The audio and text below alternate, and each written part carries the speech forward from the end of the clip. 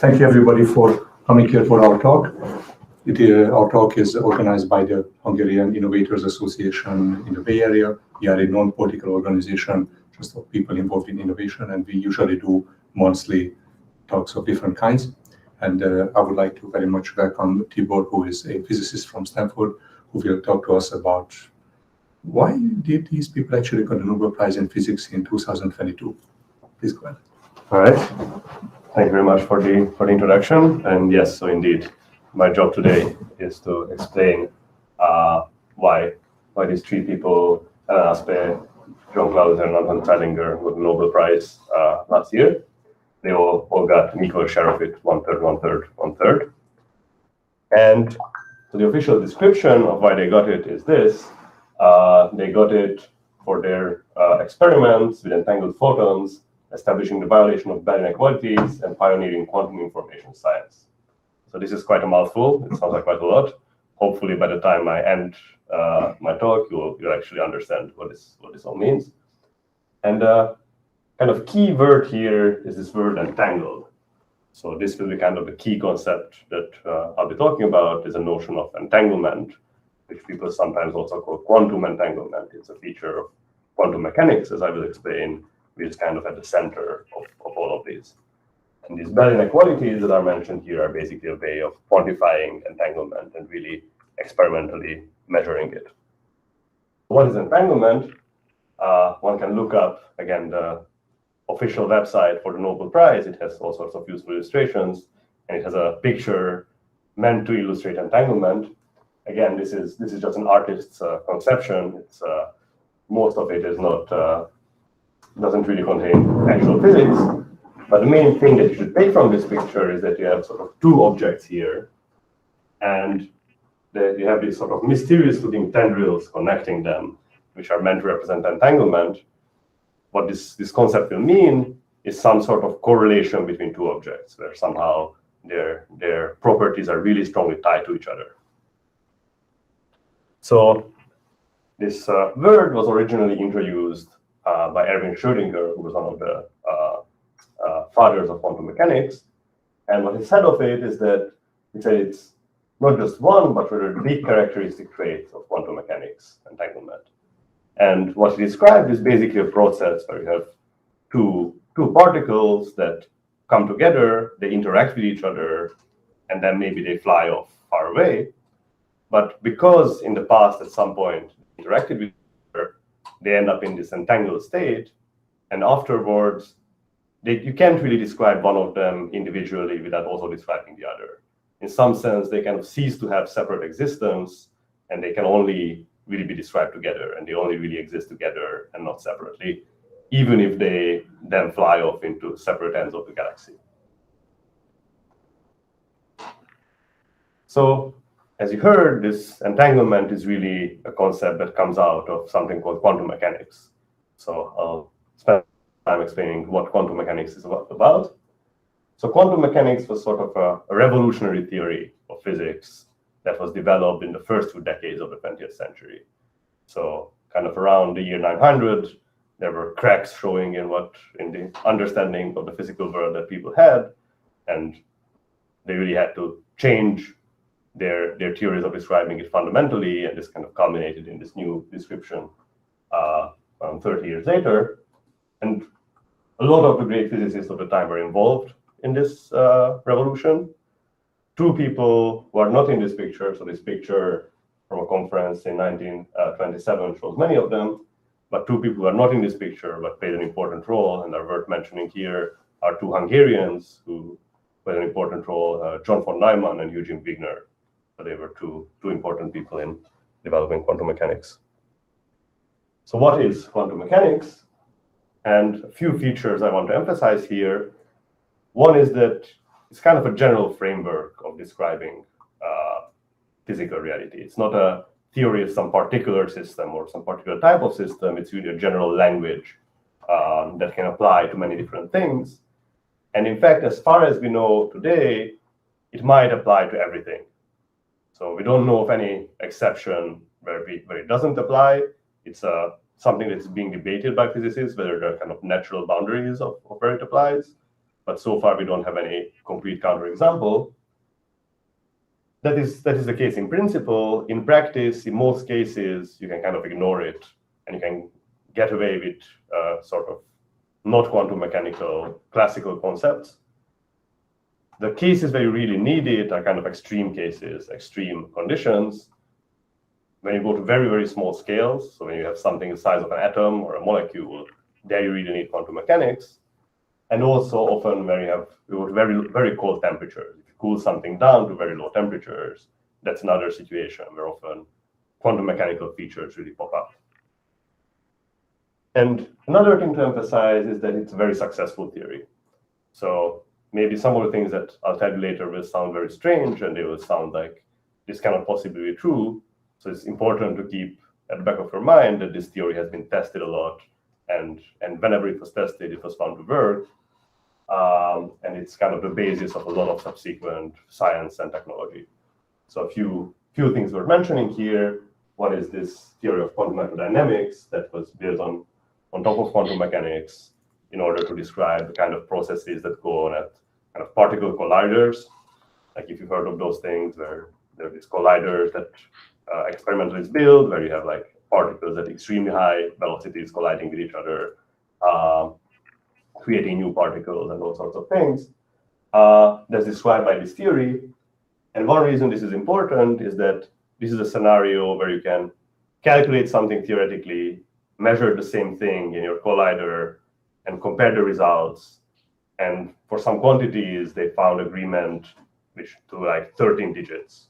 Like there's two numbers, you compare them, and you have to go to 13 digits, 13 decimal place where they disagree. It's a very precise confirmation of the theory. But there's also some more practical things. For example, if you want to describe the behavior of electrons in semiconductors, which is really the basis of a lot of technology, essentially all of electronics and transistors, for example, is something that requires quantum mechanics.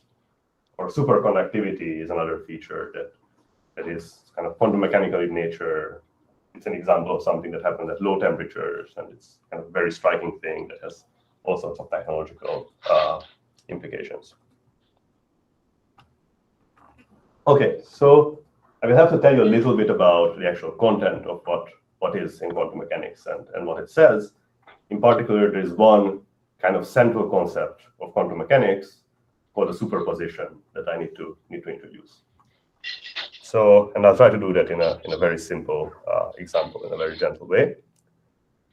So, theoretical physicists like myself like kind of very simple, oversimplified toy examples. So consider such an example, consider a box, and inside this box there is a ball kind of bouncing around. Very, very simple physical system. And as a physicist, a question you might ask is, okay, how do I describe this system? And one thing you can say is that you can describe this ball bouncing around in the box by its location. Like if I take a snapshot at some particular time, the ball will have some location inside its box, some set of coordinates. And if you remember your high school physics, you might remember that you often also want to say what the velocity is rather than just location. I'm going to ignore velocity, just focus on where the ball is. So in quantum mechanics, there is kind of a crucial twist to this story. What quantum mechanics says is that rather than just describing the state of this ball in the box by saying what its location is, there's kind of a more general type of state called a superposition, which is a superposition of different locations. It's something that's sort of mathematically very simple to describe. It's really just a sum. You can say that you have some situation where the ball is here, and you can add to it another configuration where the ball is somewhere else. Or you can even consider sort of more general versions of it, where there are some numbers in front of it, 3 times one configuration minus 5 times another configuration, or so on. So this is something that's mathematically relatively simple, but the question is, what does it mean?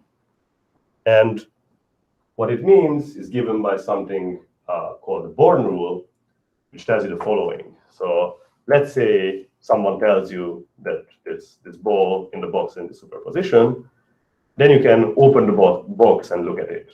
So in quantum mechanics, this is what people call performing a measurement.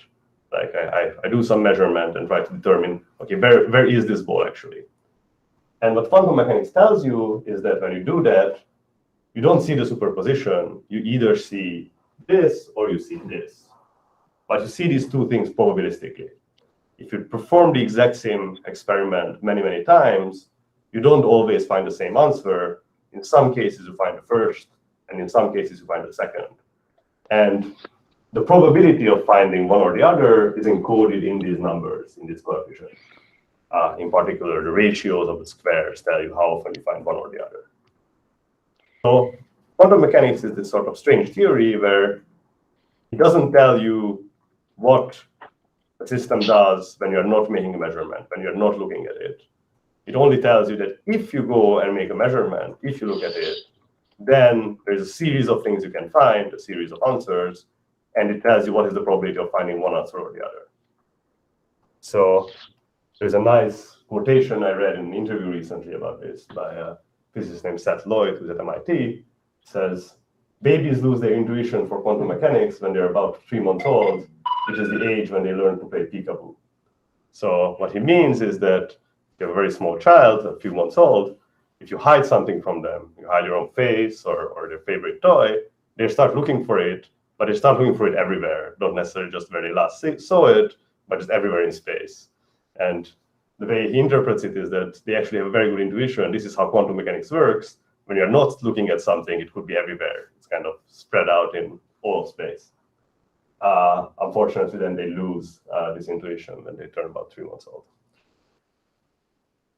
So another way of sort of emphasizing the strangeness of this is a famous thought experiment, again, due to Schrödinger, called Schrödinger's cat. So what he imagined is a scenario where in this box, instead of a ball bouncing around, you have a cat.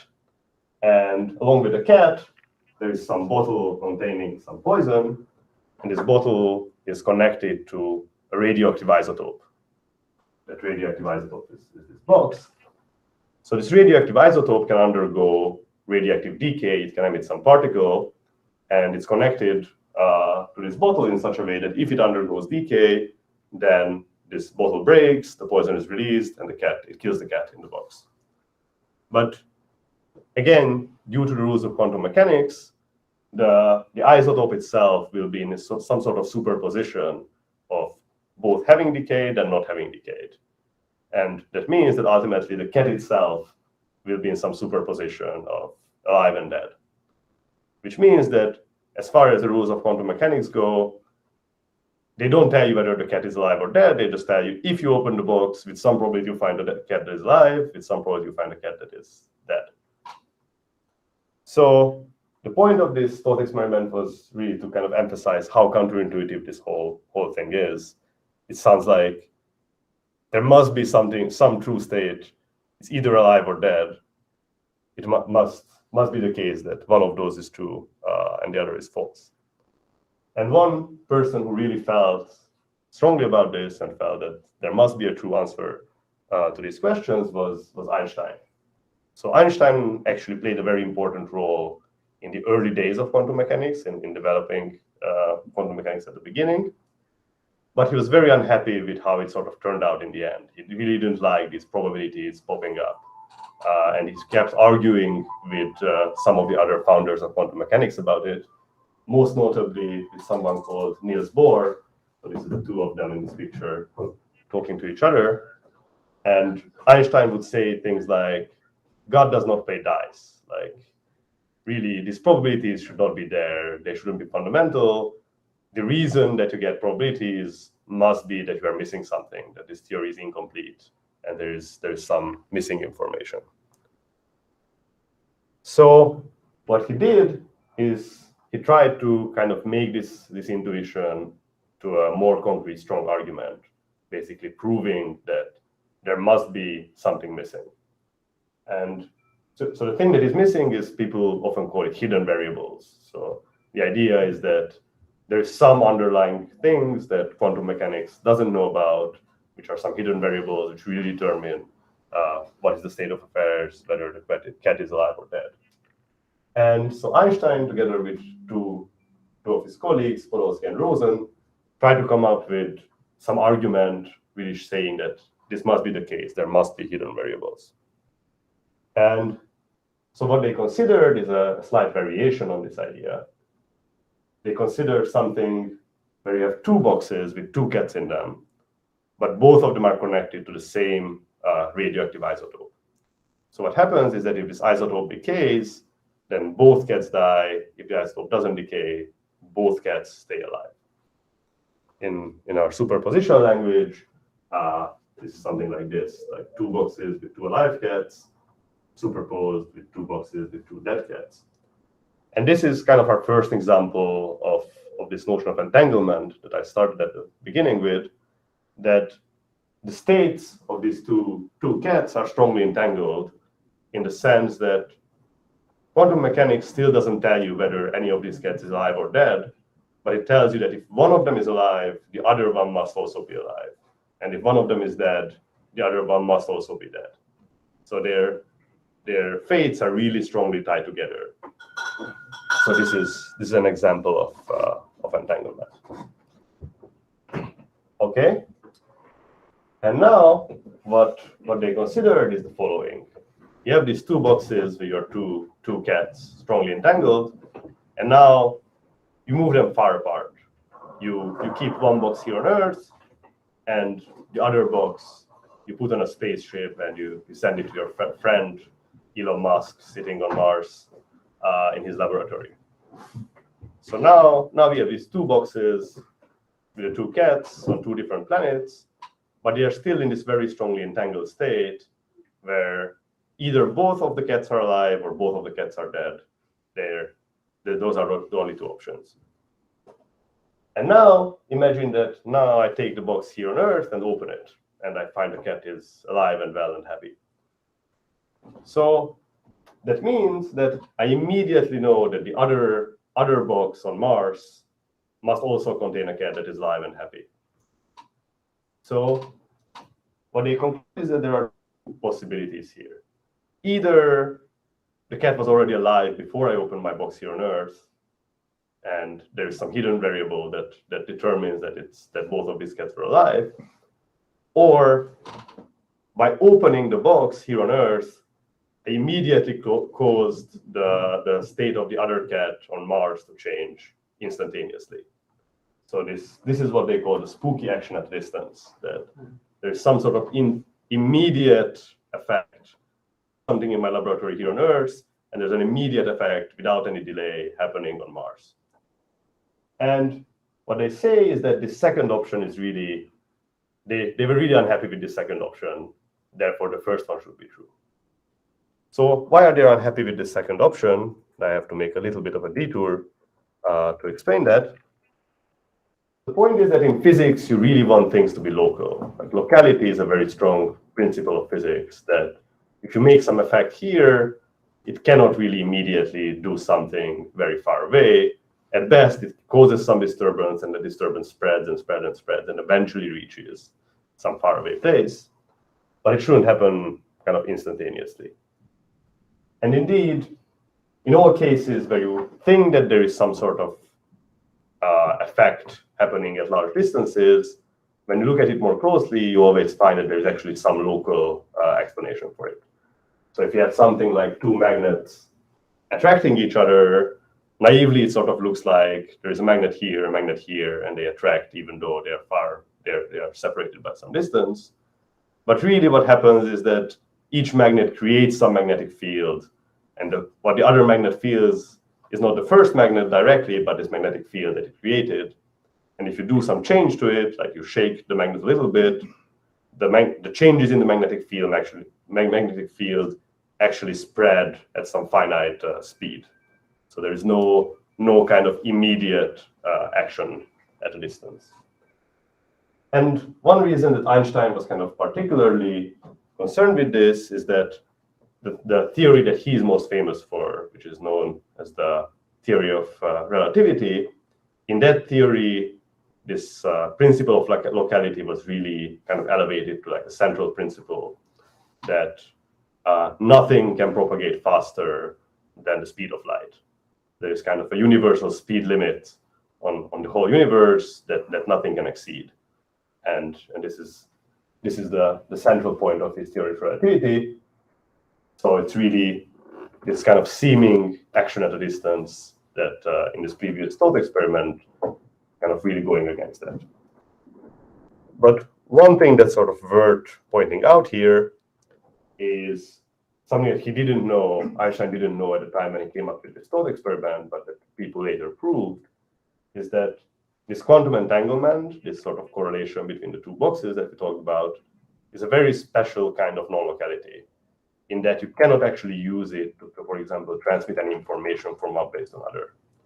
Like, let's say I wanted to do something to the box here on Earth to send a message to my friend holding the other box on Mars. It turns out I cannot actually do it.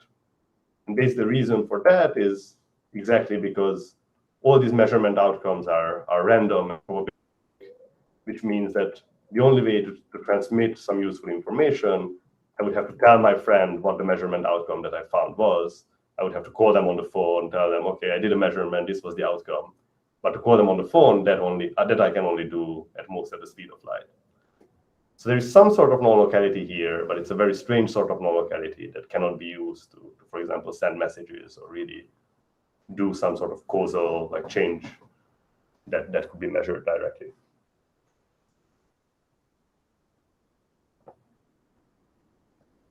But nevertheless, it's still something that strikes most physicists as a strange feature that you have this non-locality in quantum mechanics. So it still sort of seems like the idea that there are some hidden variables, there is really something that determines whether the cats are dead or alive before I open the box, would be a much simpler explanation of all of these things. But at least theoretically, both of these possibilities, hidden variables and the spooky action of the distance, are both possible. So the question is, for a physicist, can we somehow distinguish between them? Can I do an experiment that would tell me which of these two possibilities is true? And it took almost 30 years after the original formulation for another physicist called John Stuart Bell to find an answer to this. So originally, when this was proposed by Einstein and his friends, this was just a thought experiment. It seemed something very philosophical. But what Bell's big discovery was that actually you can turn it into a quantifiable, measurable question. There is some sort of experiment that you can do where you could really, if there were hidden variables, you would get one answer. And if quantum mechanics is correct, you get a different answer. You can tell which one of these two is correct. So I'll spend the next 2 or 3 slides trying to explain in a bit more detail what this is. And to do that, I have to introduce one new concept. So doing these experiments with cats has some issues, both moral and practical. So there's something slightly simpler that we want to use. And the slightly simpler thing is called the spin of an electron. So electron is an elementary particle, and it has this interesting property that it behaves as if it was carrying a tiny magnet wherever it went. Meaning that if I have some external magnetic field and I shoot an electron through it, that electron, the trajectory of that electron will change as it interacts with the magnetic field. So it kind of behaves as a small magnet. But interestingly, it behaves as a small magnet, but it appears as if it can only take 2 values. It's either parallel to the external magnetic field or it's anti-parallel, pointing in the opposite direction. So it's kind of a binary thing where there are only 2 possibilities, and you can assign the values plus and minus 1 to these 2 possibilities. It's sort of a very, very simple variable. And here's a little video that I took from Wikipedia that explains this.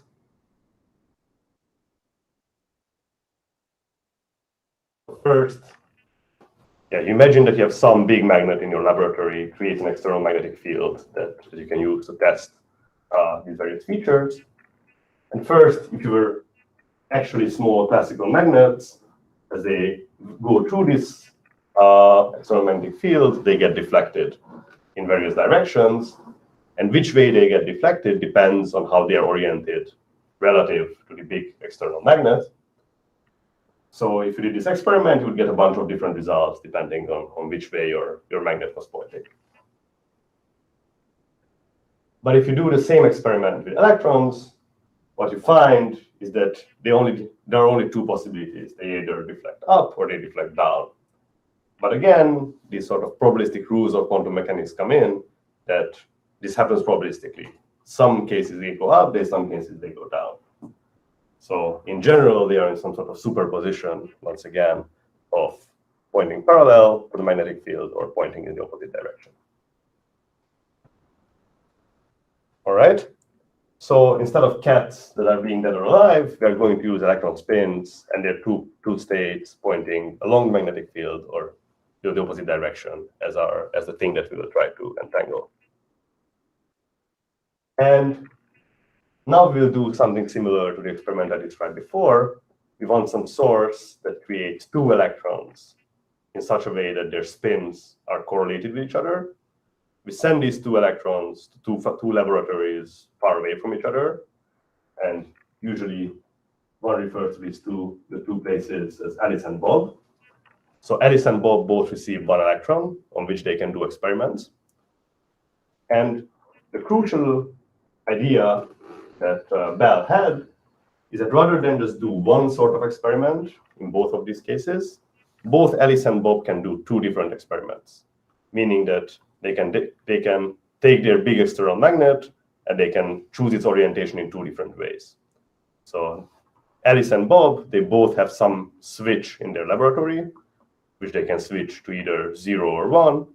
And depending on whether the switch is 0 or 1, they either put their magnet like this or they put it like this in two different directions and measure the electron spin in those two different directions. So in total, there are four possibilities or four things that are being measured, two for Alice and two for Bob, depending one for each setting of their switch. And what they do at the end, they do many of these experiments for many pairs of electrons to gather statistics of these various things. Sometimes they change their switch, do one experiment or the other. And at the end of the day, they get together and they discuss all their results. And they look for correlations. They look for things like Alice says, okay, in experiment number 122, I switch on 0, I got the result +1. And then Bob says, okay, in the same experiment, I put my switch on 1, and I got the answer -1.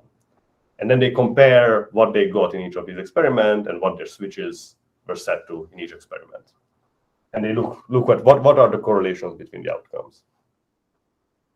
And so the thing that Bell pointed out, and this is this Bell inequality that came up in the description of the Nobel Prize, is that if you assume that there are hidden variables, meaning that if you assume that even the measurements that you didn't actually perform would have had some well-defined outcome, then you can put some inequality on a particular form of correlation. So you consider some combination of the things that they measure.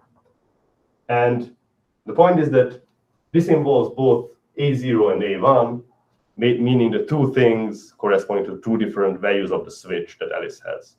So in any particular experiment, Alice either measures A0 or A1. She cannot measure both. So according to quantum mechanics, you shouldn't really talk about, it doesn't make sense to ask what would have been the value if I did a different measurement than I did. But if you assume that there are these hidden variables, that there is some truth, I just didn't know what it is, then it makes sense to ask what would have been the result of a measurement I didn't perform.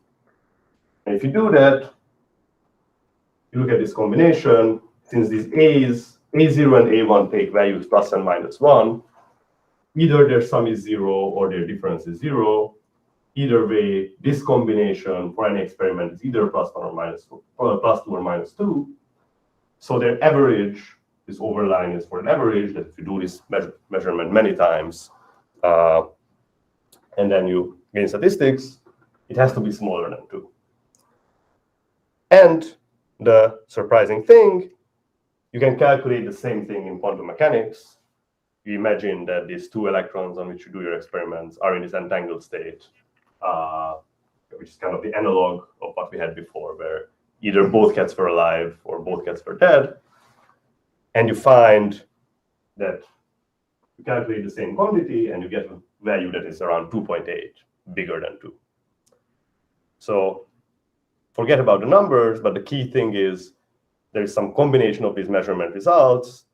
You can calculate it in quantum mechanics, or you can calculate it assuming that there are some hidden variables that quantum mechanics doesn't know about, and you find different answers that you could distinguish. If you measure this in an experiment, you find it's bigger than 2, it means there cannot have been hidden variables.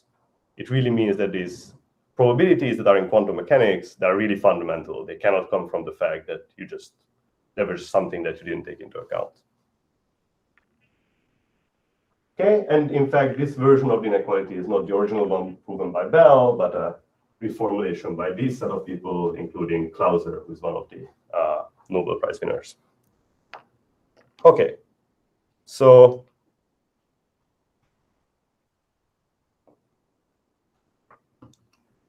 this was all about the theory, and that's where things stood around 1970, that people figured out that there is an actual quantifiable way to tell apart whether quantum mechanics is true or whether there's some sort of hidden variable description that really tells you whether in this Schrödinger cat experiment, is the cat actually alive or dead.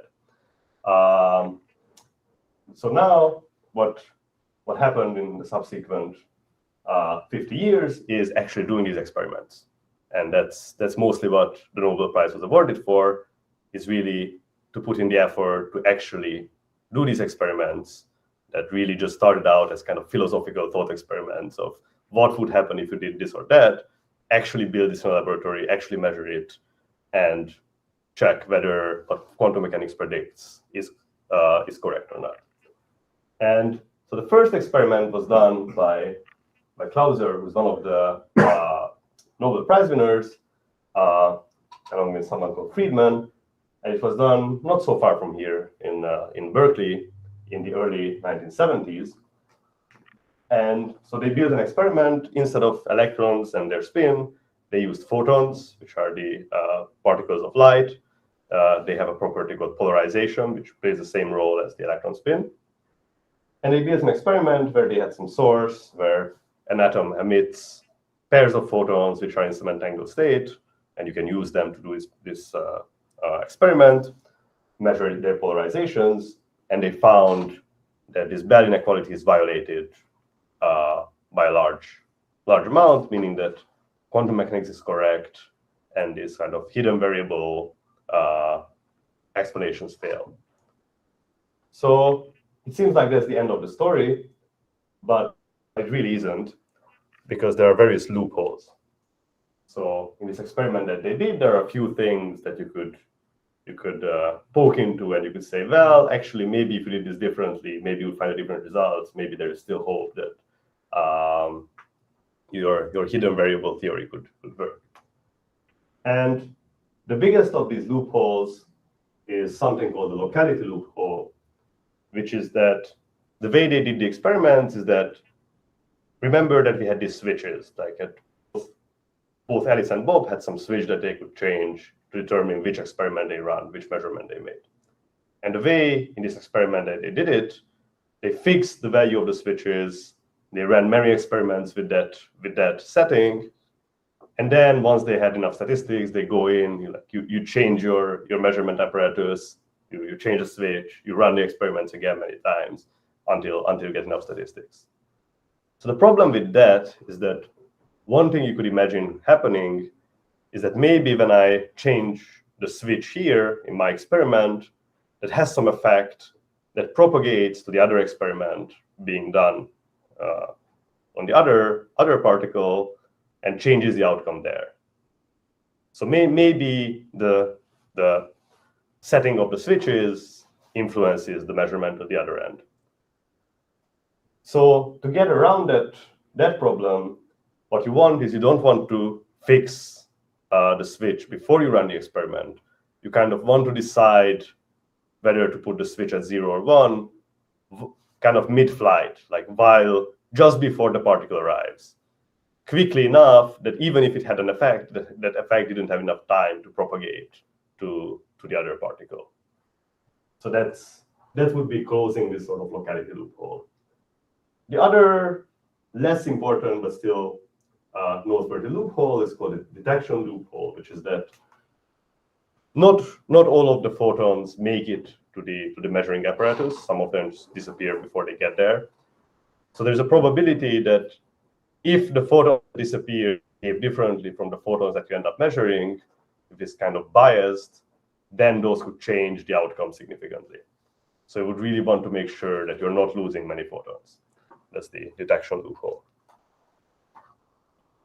So the very important experiment that caused the first of these loopholes and that really made physicists kind of accept that this is established and this result is probably correct and these Bell inequalities are violated was the experiment done by Alan Aspect, which is that awarded him the Nobel Prize.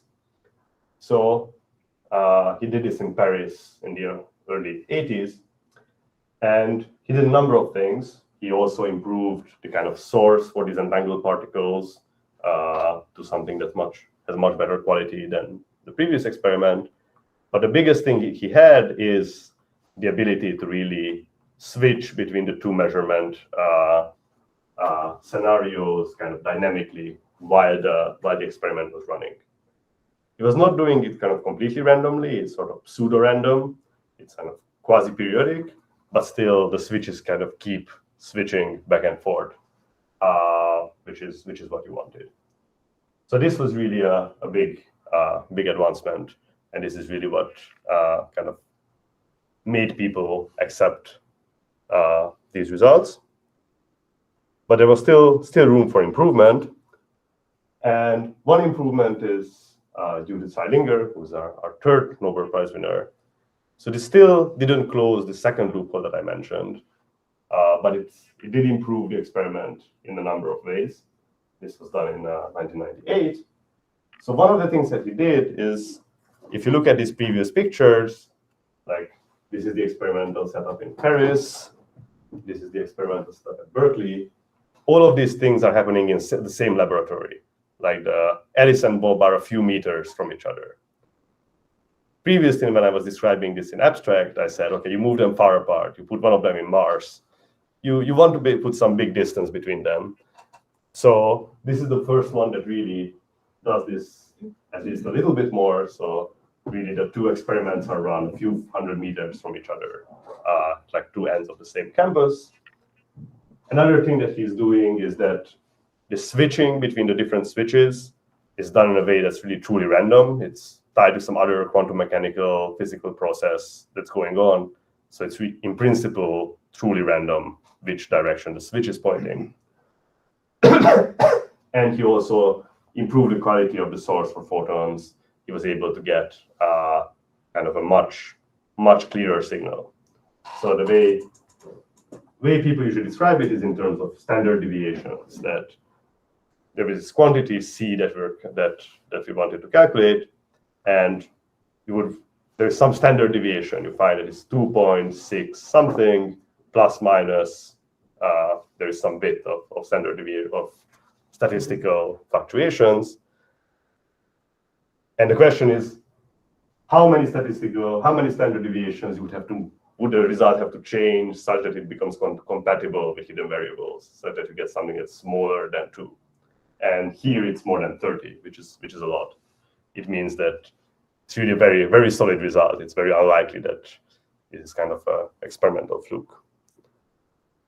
Okay, and shortly after, there was another experiment which did close the second loophole, this detection loophole, but without closing the first loophole. So at this point, you could close one or the other, but not both. So to really close both loopholes, it took another 2 decades, and this was done in 2015 by 3 different groups, more or less simultaneously. Seilinger was one of them. The first one that kind of managed to beat the others by 1 or 2 months is this group in Delft, This experiment is shown here. Again, they use kind of two ends of the campus, about a kilometer from each other, as the Alice and Bob. And the trick that they did, which allowed them to kind of close the detection loophole. So to remind you again, the issue there was that a lot of the photons that you use in the experiment get lost on the way, and that could contaminate the results. So what they did is that instead of doing the experiment with photons, they used the photons as just an intermediary to entangle some other particles, some kind of defects in diamond, and measured those. And that was kind of a trick that they came up with that allowed them to close both loopholes at the same time. So at this point, it looks like we're really done. We got out of all the loopholes. We find that the results of quantum mechanics are correct, and they cannot be explained by these kind of hidden variables. These probabilities are really fundamental. They don't just come from the fact that you left out something from your theory. There's one more loophole that people sometimes bring up, which I call here the conspiracy loophole, which is that in these experiments, you use some sort of randomness to decide the switch that you have, which way to point, which measurement you make. But maybe the source of randomness that you're using to set your switch, maybe it's not independent from all the other things that's going on. Maybe it's correlated with all what the particles you're measuring are doing and all sorts of other stuff. So it's really a kind of conspiracy. There is no reason this should be true, but you could always assume maybe there is some sort of hidden correlation for some reason that you don't know. And because this is a conspiracy, there is no way to really strictly rule it out. You can always assume that there is a conspiracy and it's something possible to prove that there isn't. But one thing that you can do is you can kind of probe how big a conspiracy it needs to be, if there is a conspiracy. So this is the last experiment I want to mention, which is kind of the crown jewel of all of these bell test experiments from a few years ago, where they did a number of things. So they did this experiment in the Canary Islands, which is nice if you come up with a research agenda that lets you spend a few months in the Canary Islands. And one thing that they did there is that they really put a distance of hundreds of kilometers between the two laboratories. So again, it's a factor of 100 larger than the previous ones. But the biggest change, and the reason they did it on the Canary Islands, is that there are some very, very good telescopes on the Canary Islands. And what they did is that they used those telescopes to kind of set the switches in the experiment. They pointed the two telescopes at two distant quasars. Quasars are some very luminous objects in the sky. Gather photons from those distant quasars, look at the kind of the color of the photons that you get from those, and use that color as kind of a random variable that sets which experiment you run. And the point of this is that because those quasars are far away from each other, they haven't had a chance to talk to each other for billions of years. So it means that if there is some sort of conspiracy, which makes it so that these photons that you gather from these distant quasars that you use to set the switches, if they are correlated with the particles you are measuring, this conspiracy had to be in effect more than 7 billion years ago to give you the result that you see. So you cannot rule out a conspiracy, but you can make sure that it has to be a conspiracy of really cosmic proportions if you want to get away with it. Okay, so this almost brings me to the end.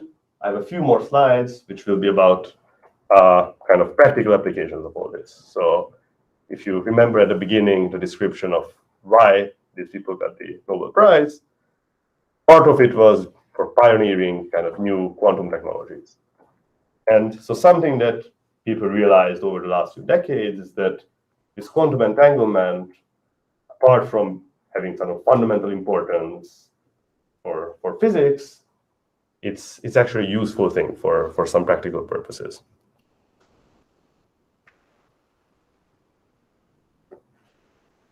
So I just give a few examples. There are many more, but not run out of time. So one thing where they're useful is the following. Imagine that I have two people, and I'm again going to call them Alice and Bob, who want to communicate with each other, send messages, something that we actually do every day in computers, either directly or indirectly. And you want to do this in a way that others cannot see the messages that you send. So there might be some sort of evil eavesdropper who tries to read the messages I'm sending, and I don't want them to be able to do that. So I want to send the messages in some encoded way that I can read it, the person I'm sending the messages to can read it, but no one else can read it. And one way you can do it is if Alice and Bob share some sort of secret key. There is some knowledge that I have and the person I'm trying to talk to also have, but no one else does. I can use that to encode the message in such a way that if everyone else looks at it, it looks just garbage. But then for someone who has the key, they can decode it, and read it.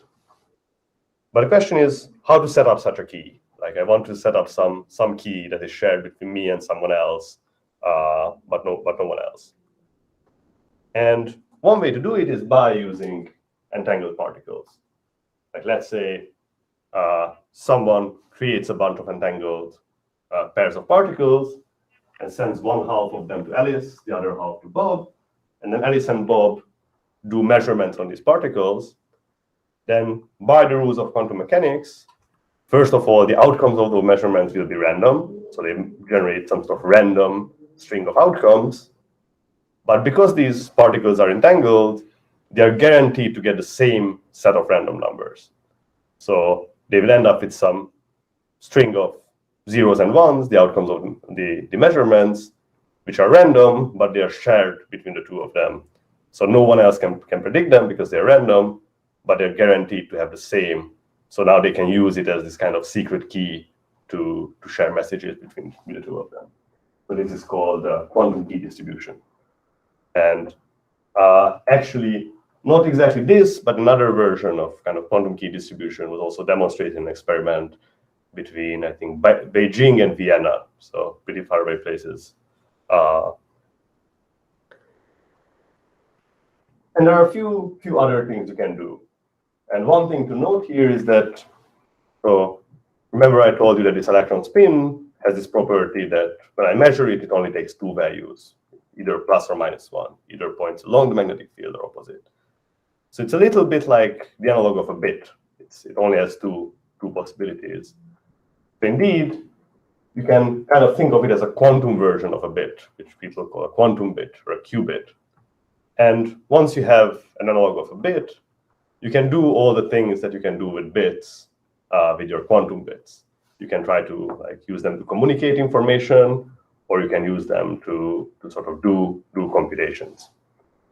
So again, one example is something called dense coding, which is if, again, Alice and Bob share a bunch of entangled quantum bits or entangled particles, these can be used to send information in a kind of very efficient way, not just as the secret key, but actually encode the information in these quantum bits and then send those. And what this dense coding means is that you can do it in a way that you can encode 2 bits of information in a single quantum bit. So it's more efficient in some way than what you could do otherwise. So the upshot of all of this is that if there are 2 parties who share a bunch of entangled particles, this is really a resource that you can use to perform various tasks. And one thing that's kind of ongoing is that people try to build networks of these far away, have various parties sharing entangled particles that allow you to do various communicatory tasks. So for example, if you go on the website of the National Institutes of Standards and Technology, they have a whole part on their ongoing efforts of building these kind of quantum networks of entangled particles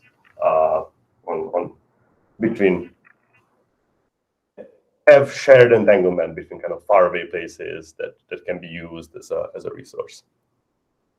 And the very last thing that I want to mention is that, as I said, once you have these quantum bits, you can also think about doing computation with them. You can try to build the quantum version of a computer. So normal computer, you have bits, and you're using them to do some sort of computation with those bits. And once you have these quantum bits, you can do the analog of bits kind of all quantum mechanically, and you'll have some device built out of many quantum bits, which you can all entangle with each other. And this kind of entanglement between many particles is again a resource that you can do to do certain computations that you would not be able to do, or you would not be able to do efficiently in your boring old non-quantum computer. So there are a few examples where people have been able to prove that certain tasks that are practically impossible for existing computers would be actually quite efficient with these computers that are built on quantum mechanics. Now, right now, there's a lot of effort into actually building these, especially over the last 5 or 10 years. A lot of big companies like Google, IBM started to put in the effort to build these. Right now, where it stands is that the devices that exist only have around 50 and 60 qubits, which is very small compared to the number of bits that are in your actual computer.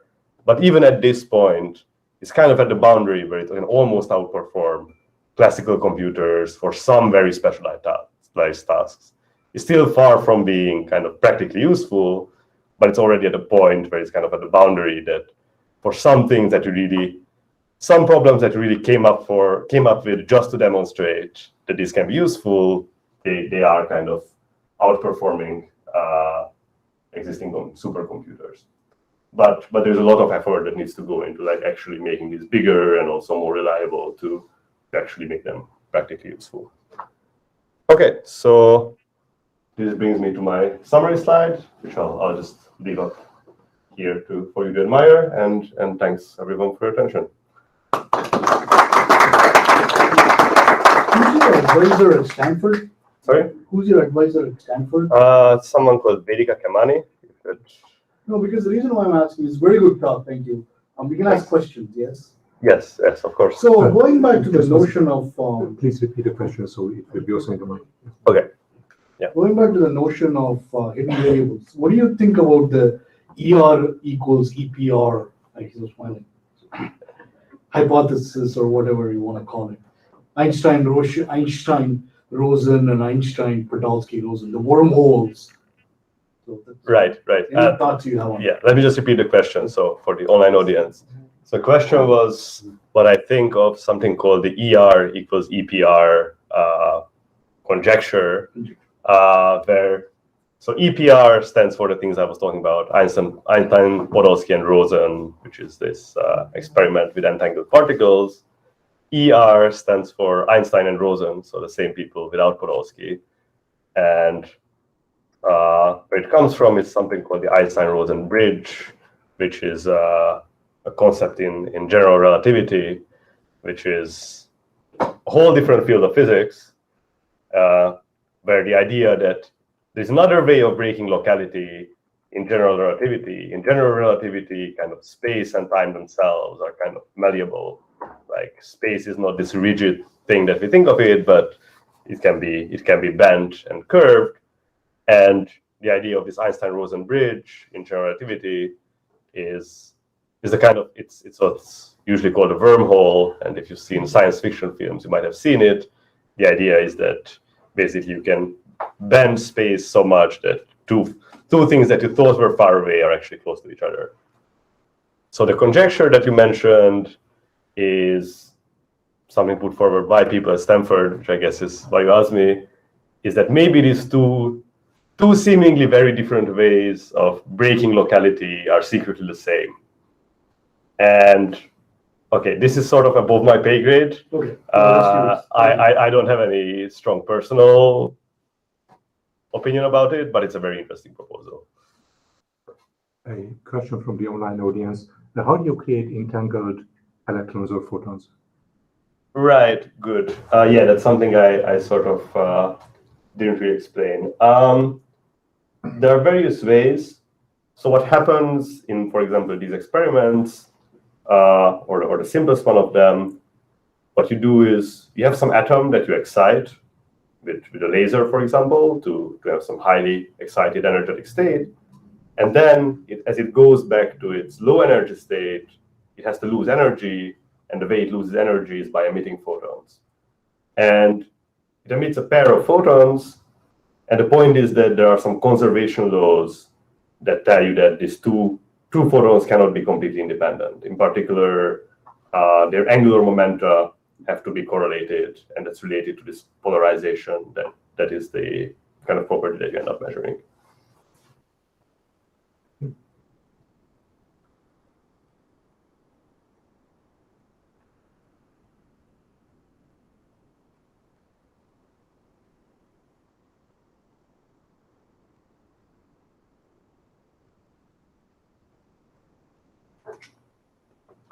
So if you don't have more questions, I would like to thank our presenter again for his wonderful work.